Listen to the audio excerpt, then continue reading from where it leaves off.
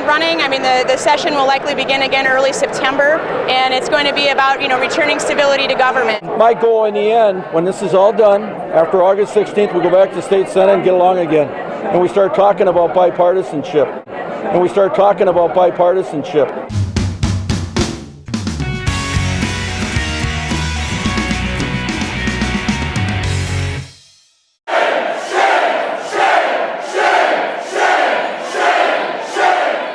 Going to be about, returning stability to government. Again, and we start talking about bipartisanship.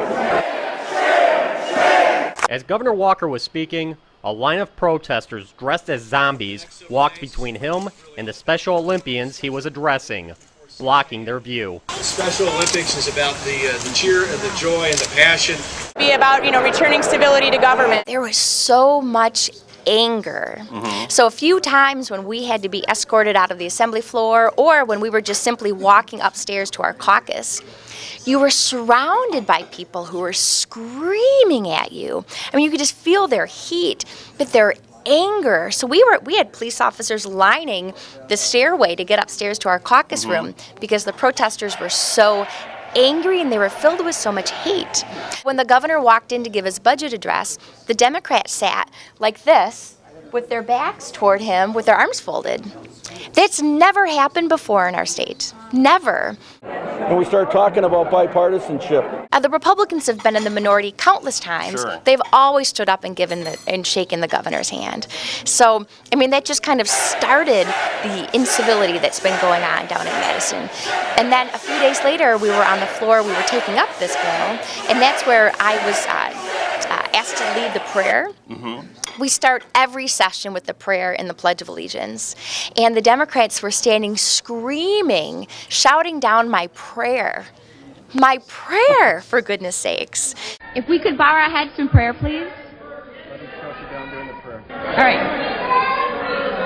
Lord, today we're gathered here as one body of representatives. We are one body of different faiths, different backgrounds, and different opinions. Yet we are still one body of 99 different but equal parts. Are you kidding me? A prayer.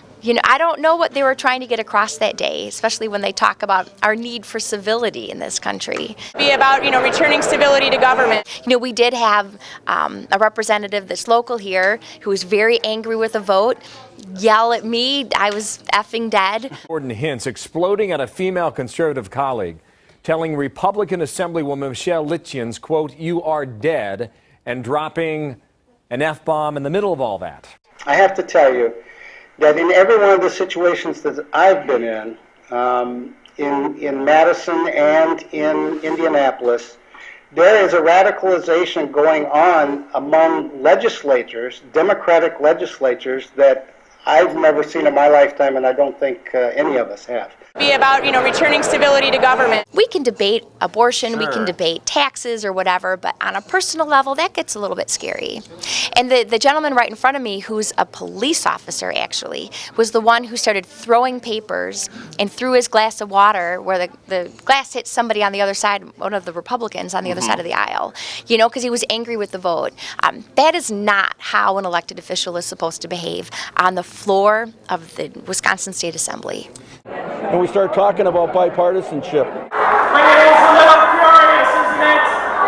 That here we sit again on the cusp of victory, only to listen to that Kathy Nicholas is sitting on our ballots.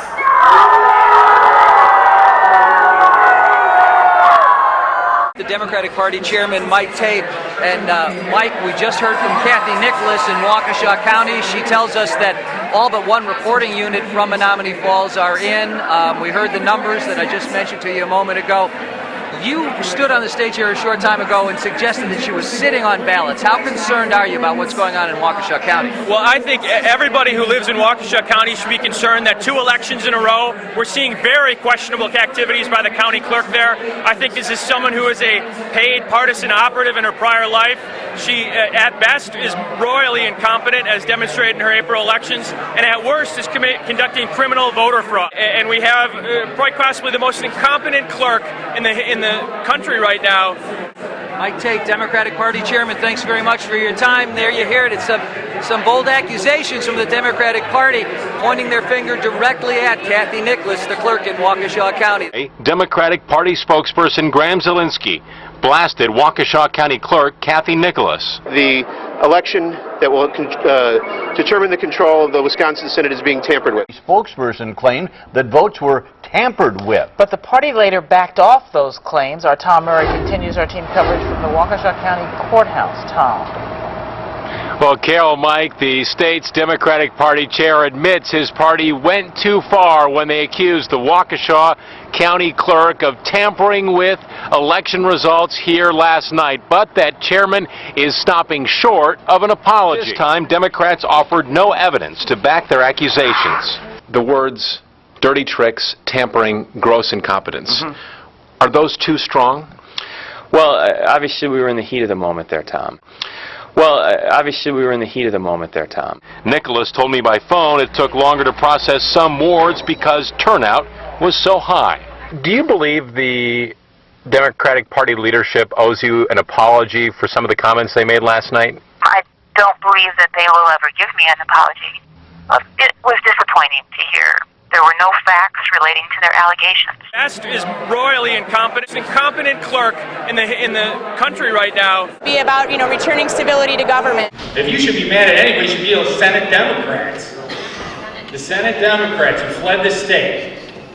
Talk about lack of democracy.